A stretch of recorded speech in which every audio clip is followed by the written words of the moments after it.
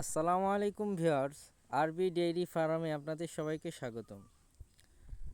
তো ভিউয়ার্স, আজকে আমরা যে বিষয়টি নিয়ে আলোচনা করব সেটি হচ্ছে যে গর্ভবতী গাভীকে কখন ক্যালসিয়াম খাওয়াতে হয় এবং কখন জিঙ্ক দিতে হয়, কিংবা জিঙ্কের অভাবে কি কি রোগ হতে পারে এবং ক্যালসিয়ামের অভাবে গাভীর কতটুকু পরিমাণে ক্ষতি হতে পারে, এই বিষয়ে আজকে আপনাদের সবাইকে জানাবো।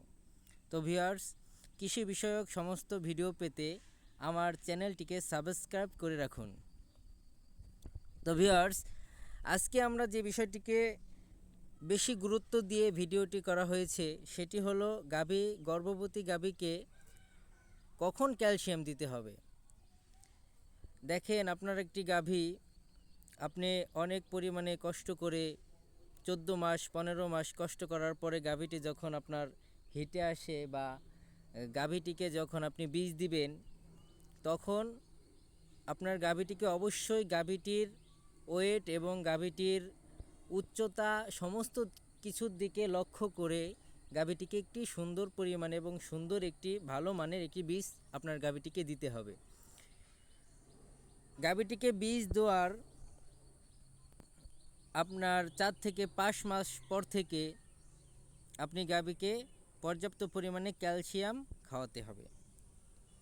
যেমন ক্যালসিয়াম, আপনার গাভীটিকে যদি পর্যাপ্ত পরিমাণে ক্যালসিয়াম খাওয়ান, তাহলে গাভীটি কি, যখন গাভীটির ভিতরে যখন আরেকটি বাচ্চা উৎপন্ন হয়, তখন গাভী থেকে সমস্ত ক্যালসিয়াম বাচ্চা নিয়ে বাচ্চা শরীরের ভিতরে পরিপুষ্ট হয় এবং যখন থেকে বাচ্চা পরিপুষ্ট হওয়া শুরু করে, তখন থেকে গাভীর যতটুকু ক্যালসিয়াম ছিল ততটুকু ক্যালসিয়াম ওই বাছুরটি পেটের ভিতর থেকে খেয়ে ফেলে। এর ফলে গাভীটি ক্যালসিয়ামের ঘাটতি হয়ে গেলে বাচ্চা পরিপুক্তভাবে গঠন হতে পারে না, বা সম্পূর্ণরূপে ক্যালসিয়াম নিয়ে বাচ্চার যে একটি গুণাগুণ সম্পন্ন বাচ্চা উৎপন্ন হবে সেটি হতে পারে না। এজন্য গাভীটিকে আপনারা যখন 5 থেকে 6 মাস হয়ে যাবে, 4 থেকে 5 মাস হবে, তখন গাভীটিকে পর্যাপ্ত পরিমাণে ক্যালসিয়াম দিতে হবে এবং ক্যালসিয়াম খাওয়ানোর ফলে গাভীটি সুন্দর একটি বাচ্চা উৎপন্ন করবে এবং জন্ম দেবে, যেটি আপনার খামার উন্নতি করার জন্য যথেষ্ট।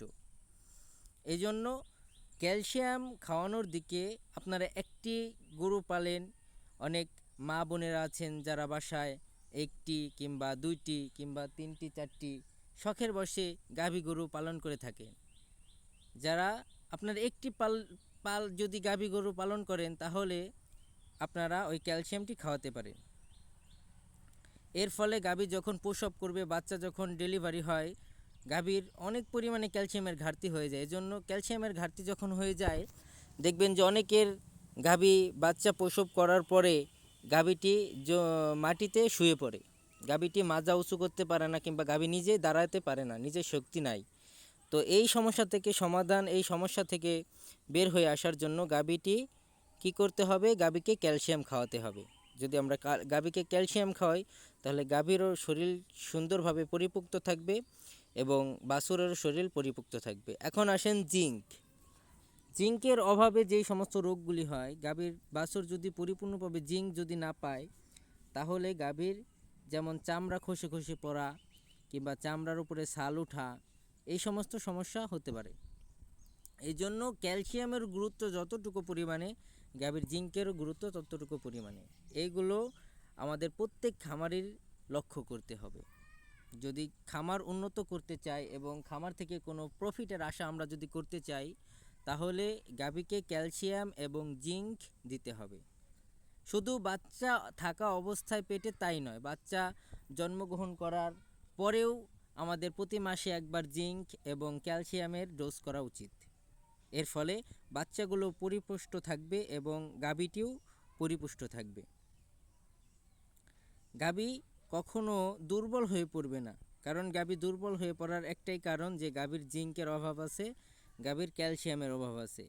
এই দুইটা জিনিস যদি আমরা পরিপূর্ণভাবে যদি পালন করতে পারি বা মানতে পারি, তাহলেই এই খামার থেকে আমরা প্রফিটের আশা করতে পারি।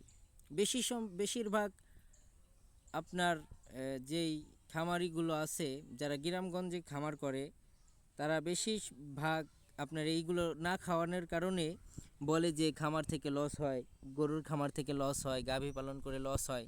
আসলে কি, এইগুলোর দিকে যখন আপনি খেয়াল করবেন একটি খামার করার সময়, তখন আপনার লস হওয়ার সম্ভাবনা খুবই কম, লস হবেই না। এজন্য সঠিক খামার ম্যানেজমেন্ট এবং গাভী পালন এবং গাভীর রক্ষণাবেক্ষণ এবং গাভীর যে স্থানে থাকবে স্থানের উপর আপনাকে নজর দিতে হবে।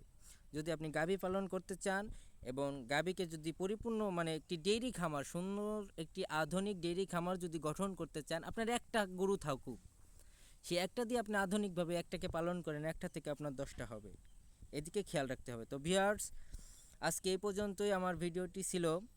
তো আপনারা যদি আমার ভিডিও থেকে কোনো মানুষ, কোনো ভাই যদি উপকৃত হয়ে থাকেন, তাহলে অবশ্যই আমার চ্যানেলটিকে সাবস্ক্রাইব করে পাশে থাকা বেল আইকনটি বাজিয়ে দিবেন, যেন আমার নিত্য নতুন ভিডিও আপনাদের সামনে চলে যায়।